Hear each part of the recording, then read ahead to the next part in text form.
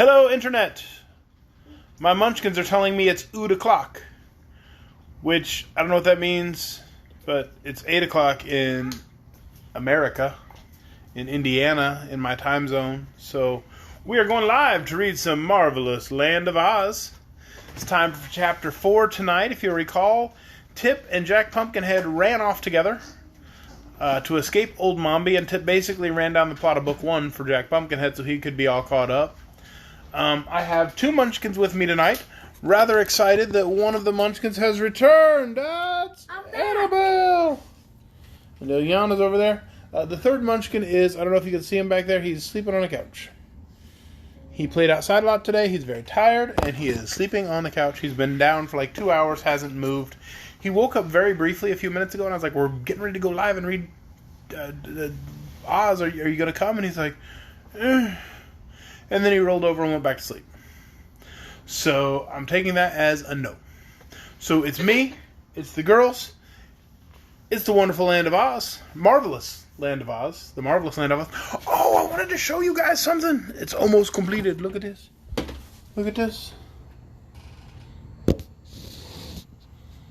That is the stack of books that I have. Almost all of, there's my thumb. It is almost all of the Oz books. There are two more that were supposed to be delivered by 8 o'clock tonight, as the kids say, 8 o'clock. I'm going to be hip with the lingo and stuff. It was supposed to be delivered by 8 o'clock tonight, but they ain't shown up yet. So the third book in the series, the one I'm going to read next, is called Ozma of Oz. It's not here yet.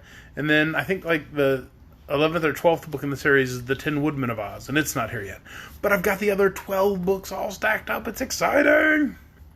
So we're going to have all the Oz books, and we're going to read, and it's going to be amazing. It's time for Chapter 4 of the marvelous Land of Oz. This chapter is called Tip Makes an Experiment in Magic. The boy, small and rather delicate in appearance, seemed somewhat embarrassed at being called father by the tall, awkward, pumpkin-headed man. But to deny the relationship would involve another long and tedious explanation. So he changed the subject by asking abruptly, "Are you tired?" "Of course not," replied the other.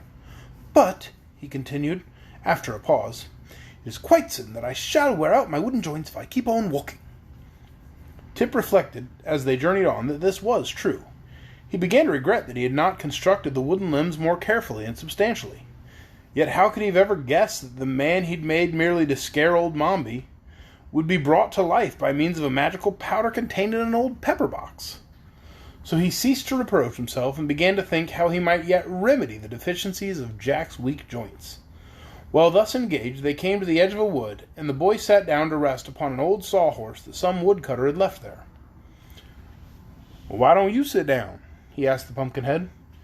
"Won't it strain my joints?" inquired the other. "Of course not. It'll rest 'em," declared the boy.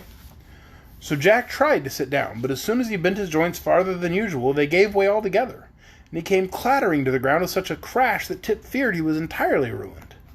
He rushed to the man, lifted him to his feet, straightened his arms and legs, and felt of his head to see if, by chance, it had become cracked.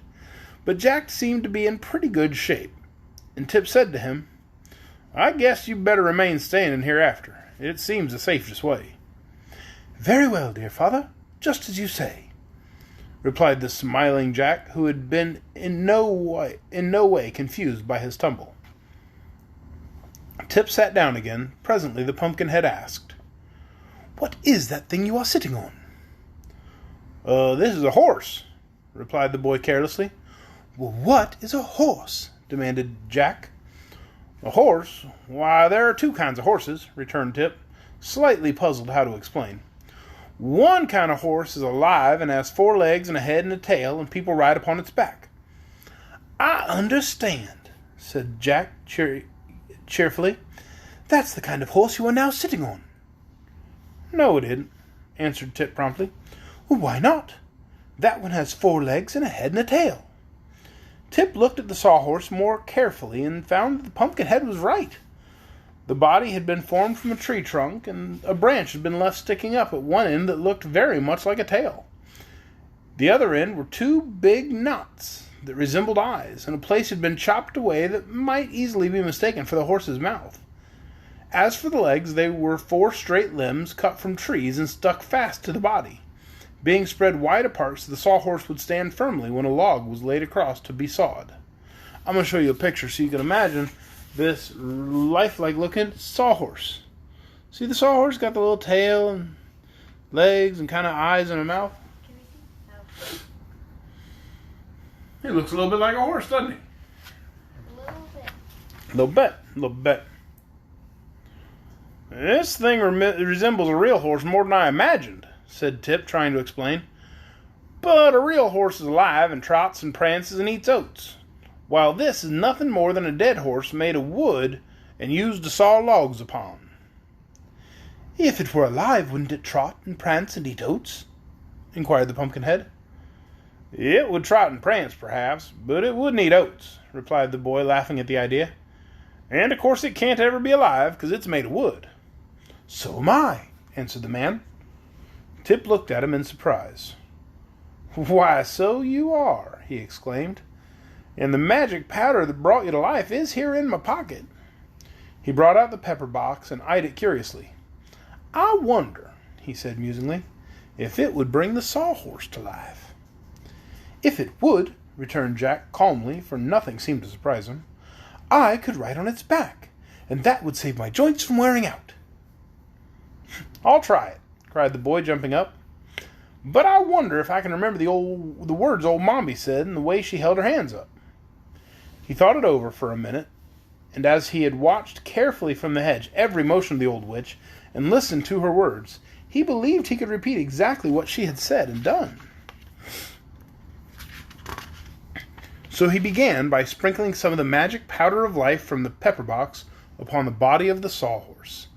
Then he lifted his left hand, with his little finger pointing upward, and said, Wah! What does that mean, dear father? Asked Jack curiously. I don't know, answered Tip. Then he lifted his right hand with the thumb pointing upward and said, Ta! What's that, dear father? Inquired Jack. It means you must keep quiet, replied the boy, provoked at being interrupted at so important a moment. How fast I am learning, remarked the Pumpkinhead with his eternal smile. Tip now lifted both hands above his head, and with all the fingers and thumbs spread out, cried in a loud voice, Pah! Immediately the sawhorse moved, stretched its legs, yawned with its chopped-out mouth, and shook a few grains of the powder off its back. The rest of the powder seemed to have vanished into the body of the horse. Good! Called Jack, while the boy looked on in astonishment. You are a very clever sorcerer, dear father. And that is the end of Chapter 4. Tomorrow, Chapter 5 is called The Awakening of the Sawhorse. So we're going to have a third adventurer on our travels here, a sawhorse. So I wonder what kind of voice I got to do for a sawhorse. I have no idea. What does a sawhorse sound like? Hey. Oh, Annabelle says he should sound hoarse. I don't know how to do that. You can make him sound like cursive. Should he talk like this? I think that might get confusing when they meet with the scarecrow. Who's going to talk like this? I kind of like the idea that the horse sounds hoarse. That's fun. We may have to do that. Or you can make him have a rusty voice. A rusty voice? What is a rusty voice? No clue. I have no idea what a rusty voice is. Raspy, which is kind of hoarse. Raspy? Which is hoarse, basically. I like the idea that the horse sounds hoarse. We're probably going to go with that. Find out tomorrow night when we read Chapter 5 of The Marvelous Land of Oz. Bye, everybody. Say goodnight, Munchkins. That's not good night. You're supposed to say goodnight, Munchkins. Oh, good night! I'm not a munchkin, so I can't say goodnight. You are such a Munchkin. Good night.